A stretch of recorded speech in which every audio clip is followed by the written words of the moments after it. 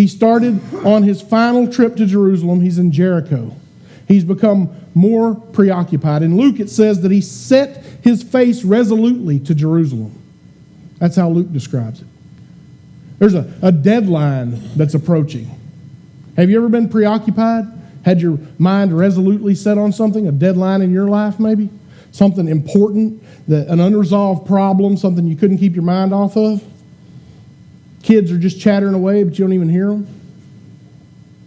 You make small talk, your mind's 1,000 miles away. Anybody been there? That's where Jesus is today. But the weight of what he was facing was so much heavier than anything we face. The cross.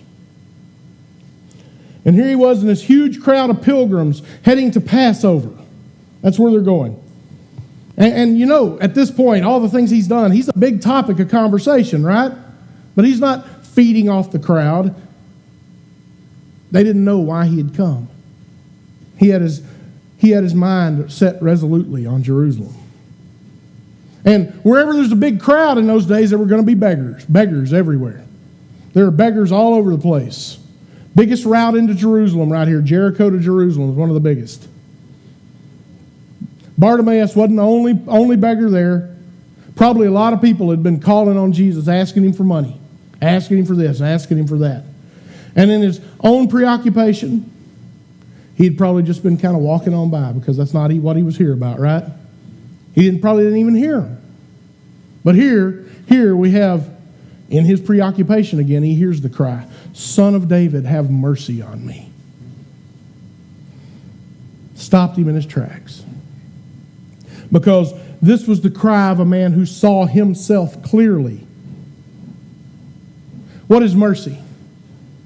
Mercy is compassion shown to an offender. In order to ask for mercy, you have to know that you're an offender, that you have sinned, that you have offended someone. He's crying out to the Son of David for mercy.